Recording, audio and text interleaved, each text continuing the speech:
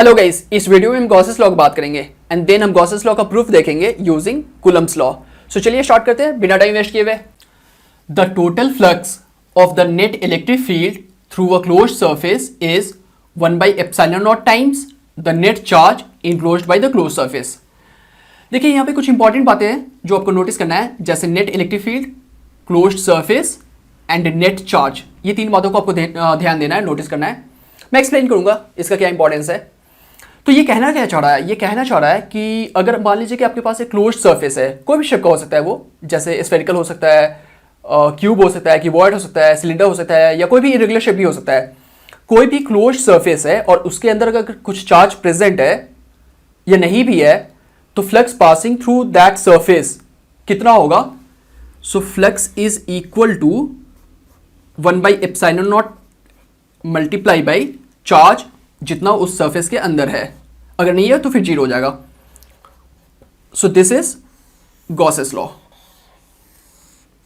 Flux is equal to 1/ε0 multiply by charge जितना उस Gaussian surface के अंदर है, जितना उस सरफेस के अंदर है। इसका एक एग्जांपल देख लेते हैं, दो तीन एग्जांपल देख लेते हैं। जैसे मान लीजिए कि आपके पास एक हॉलो स्फीयर है और उसके अंदर चार्ज है Q1, हॉलो स्फीयर है। So flux passing through this hollow sphere वो क्या होगा? So flux is equal to Q1/ε0 according to this. और अगर इसके अंदर दो चार्ज हुए तो, जैसे मान लीजिए कि Q1 and Q2, Q1 and Q2, कोई जरूरी नहीं कि सेंटर पे होना चाहिए, चार्ज कहीं भी हो सकता है। So flux passing through this, so flux is equal to Q1 plus Q2/ε0। So flux passing through the closed surface वो कितना होगा? दैट इज इक्वल टू उस क्लोज्ड सरफेस के अंदर कितना चार्ज है, दैट डिवाइडेड बाई ε0, राइट। कोई भी शेप का हो सकता है, ये ऐसा हुआ, स्फेरिकल हुआ तो, या फिर क्यूब भी होगा, then also it is applicable. जैसे मान लीजिए कि आपके पास एक क्यूब है और इसके अंदर चार्ज है, इसके अंदर चार्ज है Q1, एक पॉइंट चार्ज है Q1 और एक पॉइंट चार्ज है -Q2। तो फ्लक्स पासिंग थ्रू दिस क्या होगा? Through the surface of the cube, through the all the surface, जितने भी फेसेस है सभी का अगर आप बात कर लो तो फ्लक्स क्या होगा?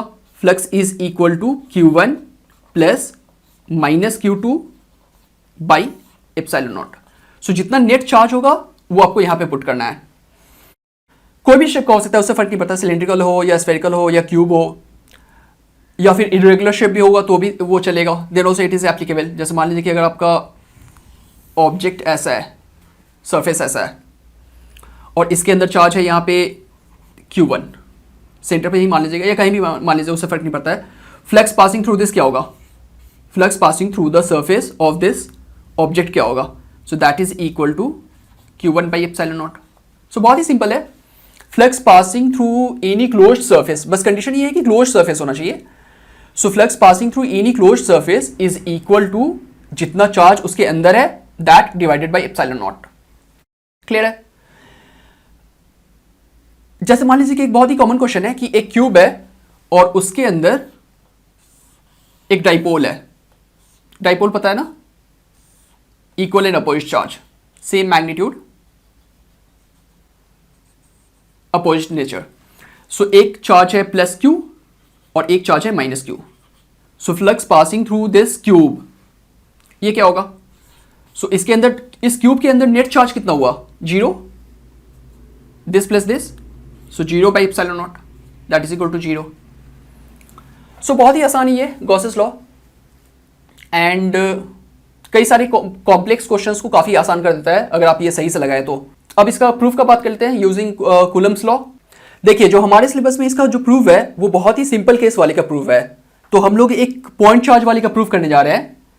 हालांकि ये मल्टीपल चार्जेस के लिए भी एप्लीकेबल है। So if there is 2 charges या मोर देन 2 चार्जेस, उसके लिए भी एप्लीकेबल है। लेकिन हम लोग जो प्रूफ करेंगे वो सिंगल पॉइंट चार्ज के लिए प्रूफ करेंगे। सो एक बात तो ये ध्यान रखना है कि हम लोग एक पॉइंट चार्ज के लिए प्रूफ करने जा रहे हैं, मल्टीपल चार्जेस के लिए प्रूफ नहीं करेंगे। दूसरी बात कि हम लोग जो प्रूफ करेंगे वो स्फेरिकल सरफेस के लिए प्रूफ करेंगे। हालांकि ये कोई भी शेप का सरफेस के लिए एप्लीकेबल है, कोई जरूरी नहीं कि स्फेरिकल हो, कोई भी शेप का हो उसके लिए भी एप्लीकेबल है। तो हम लोग प्रूफ करेंगे एक सिंगल पॉइंट चार्ज के लिए एंड स्फेरिकल सरफेस के लिए, हालांकि वो सभी के लिए एप्लीकेबल है। सो आइए स्टार्ट करते हैं। जैसे मान लीजिए कि हमारे पास एक पॉइंट चार्ज है यहाँ पे Q, एंड एक हमारे पास गॉसियन सरफेस है। गॉसियन सरफेस क्या होता है बता रहा हूं। गॉसियन सरफेस एक इमेजिनरी सरफेस होता है। सो कोई भी आप एक इमेजिनरी सरफेस ले सकते हैं, गॉसियन सरफेस, उसको आप ट्रीट कर सकते हैं। बट ध्यान रखें कि आप इमेजिनरी सरफेस इस शेप का चूज करें जो आपके क्वेश्चंस को वो काफी आसान कर दे, राइट। इसका आप ज्यादा डिटेल में जब देखेंगे कि जब हम लोग बात करेंगे उसमें एप्लीकेशन ऑफ गॉसेस थ्योरम में, तो वहां पे आप देखेंगे कि गॉसियन सरफेस हम कैसा कैसा चूज करते हैं और क्यों चूज करते हैं। फिलहाल हमने एक इमेजिनरी सा स्फेरिकल सरफेस चूज किया है एंड इसे हम गॉसियन सरफेस कह रहे हैं, ठीक है। मान लीजिए कि हमने यहां पे एक छोटा सा एरिया लिया है, बहुत ही छोटा सा एरिया लिया है on the surface of the sphere. तो इसका एरिया का डायरेक्शन किस तरफ होगा, इस तरफ होगा, पता है ना। डायरेक्शन जो होता है एरिया का वो हमेशा परपेंडिकुलर टू द सरफेस होता है, अवे फ्रॉम द सरफेस होता है। कन्वेंशन है away from the surface. Area हालांकि स्केलर होता है लेकिन हम लोग उसको वेक्टर जैसा ट्रीट करते हैं, क्योंकि कई सारे क्वेश्चंस में अगर आप उसको वेक्टर ट्रीट करें तो वो क्वेश्चन आपका काफी आसान हो जाता है। ये सब आपने पढ़ा ही होगा फ्लेक्स में। सो एरिया एक हमने छोटा सा चूज किया है जिसका डायरेक्शन है इस तरफ, ds से हमने उसको रिप्रेजेंट किया है, और इसका जो इलेक्ट्रिक फील्ड होगा यहां पे वो भी होगा away from this point charge. So electric field भी होगा इस तरफ, क्लियर है। So flux passing through this small area, ये जो छोटा सा एरिया है on the surface of the sphere, उससे फ्लक्स जो पास करेगा, छोटा सा एरिया से जो फ्लक्स पास करेगा उसे हम डी फाई से डिनोट कर रहे हैं। So d phi equal to e dot d s, dot product of electric field and area, clear है। So for total flux integrating both side, तो इसको आप इंटीग्रेट करेंगे तो ये फाई आ जाएगा। छोटा सा फ्लक्स का इंटीग्रेशन करेंगे तो टोटल फ्लक्स आ जाएगा, नेट फ्लक्स आ जाएगा, and this is equal to integration of E dot d s. But ये क्योंकि क्लोज सरफेस के लिए आपको स्टडी करना है इसलिए हम लोग यहां पे सर्कल लगा रहे हैं। ये रिप्रेजेंट करता है कि सरफेस क्लोज होना चाहिए, ओपन सरफेस के लिए एप्लीकेबल नहीं है। वेल, एंड मान लीजिए कि इसका रेडियस है आर, ये रेडियस आर मान लीजिए। तो फिलहाल इसको अगर आप डॉट प्रोडक्ट को आप यहां से ऐसे भी लिख सकते हैं, E D S cos theta, and theta is the angle between, आपको पता होगा theta is the angle between electric field and area, जो कि अभी 0 डिग्री है, कॉस 0 1। सो ये आ जाएगा integration of E D s, and through out the surface, surface पे हर जगह पे इलेक्ट्रिक फील्ड सेम होगा। क्यों? क्योंकि इलेक्ट्रिक फील्ड का फॉर्मूला आपको पता है कि बाई आर स्क्वायर होता है, आर सेम है हर जगह। हमने जानबूझकर स्फेरिकल चूज किया ताकि इलेक्ट्रिक फील्ड हर जगह सेम हो, और इलेक्ट्रिक फील्ड अगर हर जगह सेम है तो ये ई बाहर निकल जाएगा, इंटीग्रेशन के बाहर निकल जाएगा। सो ये आ जाएगा e integration of d s, and integration of d s होता है एस, इसे मैं हटा दूं,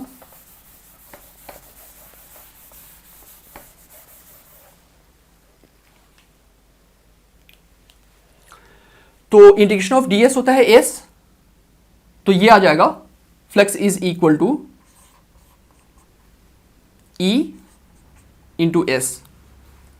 ई का वैल्यू है के क्यू बाई आर स्क्वायर, तो के को आप लिख सकते हैं 1/4 पाई एप्सिलॉन नॉट अगर एयर या वैक्यूम हुआ तो। So k q by r square, this is k, और एरिया ये ds था, छोटा सा एरिया ऑन द स्फेयर, और ये s होगा total area of the sphere, और total area of the sphere होता है 4 पाई आर स्क्वायर। सही है, 4 गया, पाई भी गया, आर स्क्वायर भी गया, सो ये बचेगा q by epsilon naught. So flux is equal to q by epsilon naught. ये तो था गॉसेस लॉ, तो बहुत ही आसान सा प्रूव है, सिंपल सा केस है जो हमारे सिलेबस में है। अदरवाइज ये बाकी सब केसेस के लिए भी एप्लीकेबल है जो मैंने दिखाया। एंड फ्लक्स, क्योंकि flux is also equal to integration of E dot d s. So Gauss's theorem को आप ऐसे भी लिख सकते हैं, उसका मैथमेटिकल इक्वेशन को, charge enclosed by epsilon naught and this should be closed surface. हालांकि this is the Gauss's law या फिर Gauss's theorem, flux is equal to charge enclosed by epsilon naught. Clear है? यहाँ पे एक बहुत ही कॉमन सा क्वेश्चन है कि अगर हम इस रेडियस को, गॉसियन सरफेस का जो रेडियस है उसको अगर हम डबल कर दें तो flux passing through the sphere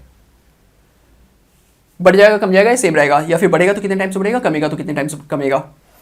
सो क्योंकि अगर आप रेडियस को डबल कर दो या फिर हाफ कर दो, जैसे मान लो कि चार्ज यहाँ पे क्यू है and if this is Gaussian surface या एक हॉलो स्फीयर मान लो, तो इससे फ्लक्स अगर पास कर रहा है फाई, तो ये वाले सरफेस से फ्लक्स कितना पास करेगा, फाई या मोर या लेस। ये स्फीयर है, हॉलो स्फीयर है, तो इस हॉलो स्फीयर से अगर फ्लक्स पास कर रहा है फाई, तो ये वाले हॉलो स्फीयर से फ्लक्स कितना पास करेगा। तो अगर आप ये फॉर्मूला लगाएं, ये वाले या फिर ये वाले एक ही बात है, तो चार्ज 1 बाई एप्सिलॉन नॉट तो कांस्टेंट है, flux is equal to 1 by epsilon naught into charge enclosed, तो 1 बाई एप्सिलॉन नॉट तो कांस्टेंट है। Charge enclosed by this sphere जितना होगा, charge enclosed by this sphere भी सेम है, तो फ्लक्स सेम आएगा। तो flux passing through this sphere as well as flux passing through this sphere same आएगा। सो रेडियस को आप डबल कर दो या हाफ कर दो, उससे फर्क नहीं पड़ता है, फ्लक्स सेम ही रहेगा। क्लियर है? एक और बहुत ही कॉमन सा क्वेश्चन है कि कूलम्स लॉ में अगर 1 बाई आर स्क्वायर नहीं होता, 1 बाई आर क्यूब होता, कूलम्स लॉ में अगर 1 बाई आर स्क्वायर नहीं होता, कूलम्स लॉ याद है ना, कूलम्स लॉ था F equal to 1 by 4 pi epsilon naught Q1 Q2 by r square. So यहां पे आर स्क्वायर नहीं होकर के अगर आर क्यूब होता, तो क्या Gauss's law then also applicable होता, गॉसेस लॉ का ये स्टेटमेंट देन ऑल्सो एप्लीकेबल होता। सोचिए, देखिए अगर यहां पे कूलम्स लॉ में आर स्क्वायर की जगह पे आर क्यूब होता, राइट, तो इलेक्ट्रिक फील्ड का जो इक्वेशन आता, जो हमने लिख रखा है इलेक्ट्रिक फील्ड का इक्वेशन के क्यू बाई आर स्क्वायर, वहां पे के क्यू बाई आर स्क्वायर नहीं, के क्यू बाई आर क्यूब होता, के क्यू बाई आर क्यूब होता। सो अगर कूलम्स लॉ में 1 बाई आर स्क्वायर की जगह पे 1 बाई आर क्यूब होता, तो यहाँ पे इलेक्ट्रिक फील्ड में भी आर क्यूब होता, और यहाँ पे अगर आर क्यूब होता, जबकि यहाँ पे आर स्क्वायर है, तो यहाँ पे एक आर रह जाता है ना, यहाँ आर क्यूब होता और यहाँ आर स्क्वायर होता, तो आर स्क्वायर से अब कट करेंगे तो एक यहाँ पे आर रह जाता, दैट मीन्स यहाँ पे भी एक आर रह जाता, तो फिर ये कूलम्स लॉ का ये वाला स्टेटमेंट सही नहीं होता, तो in that case Coulomb's law का ये स्टेटमेंट गलत हो जाता। सो ये क्लियर है, क्लोज सरफेस गॉसेस लॉ जो है वो सिर्फ क्लोज सरफेस के लिए एप्लीकेबल है। जैसे मान लीजिए कि अगर आपका क्यूब का एक फेस अगर खुला होता, एक साइड से अगर वो खुला होता, तो flux passing through the cube, in fact flux passing through the 5 faces, जो 5 फेसेस अभी है आपके पास, उस 5 फेसेस से फ्लक्स कितना पास कर रहा है, वो that is not equal to this होगा, राइट, क्योंकि ये सिर्फ क्लोज सरफेस के लिए एप्लीकेबल है। ठीक है, और ये नेट चार्ज, ये भी क्लियर है, नेट चार्ज। सो गॉसियन सरफेस के अंदर या क्लोज सरफेस के अंदर नेट चार्ज कितना है वो आपको लेना है। सो अगर मल्टीपल चार्जेस है तो सभी का आपको एडिशन कर देना है। एंड नेट इलेक्ट्रिक फील्ड, ये नेट क्यों लिखा है, सो मैं क्लियर कर रहा हूं इसको। समझाने के लिए मैं एक एग्जांपल बता रहा हूं। जैसे मान लीजिए कि आपके पास एक हॉलो स्फीयर है जिसके अंदर चार्ज है Q1, बाहर है Q2 और अंदर एक और चार्ज है Q3, right. So flux passing through this sphere क्या होगा, तो उसके लिए अगर आप ये यूज करें तो वो हो जाएगा Q1 plus Q3 by epsilon not, क्योंकि ये चार्ज अंदर नहीं है, क्लोज सरफेस के अंदर नहीं है, क्लोज सरफेस के अंदर ये चार्ज नहीं है, बाहर लाई कर रहा है, तो बाहर वाले चार्ज को हमें नहीं लेना है, हमें सिर्फ क्लोज सरफेस के अंदर का चार्ज लेना है। So flux passing through this hollow sphere होगा Q1 plus Q3 by epsilon not, जो कि हम यहाँ पे बात किए थे नेट चार्ज। लेकिन नेट इलेक्ट्रिक फील्ड में जब आप बात कर रहे हैं तो while using this equation इसमें ये जो E है this is net electric field due to all the charges। तो जब अगर आप इसका डेरिवेशन देखेंगे या डेरिवेशन करेंगे तो जब आप यहाँ पे इलेक्ट्रिक फील्ड लेंगे छोटा सा, जैसे हमने वहां पे लिया था, तो यहाँ पे जो इलेक्ट्रिक फील्ड होगा E, वो इस चार्ज का होगा, ठीक है, इस चार्ज का होगा, ठीक है, और इस चार्ज का, हाँ जी, इसका भी लेना पड़ेगा इलेक्ट्रिक फील्ड आपको, इसका भी इलेक्ट्रिक फील्ड यहाँ पे लेना पड़ेगा।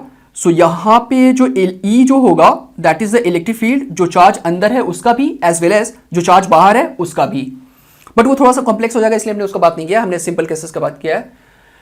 So this was all about Gauss's law. Next video में हम बात करेंगे एप्लीकेशन ऑफ गॉसेस लॉ, उसमें और ज़्यादा क्लियर होगा और ज़्यादा अच्छा से समझ में आएगा कि ये कहाँ यूज़ करते हैं, क्यों यूज़ करते हैं, इससे क्या फ़ायदा होता है। सो इस वीडियो में बस इतना ही।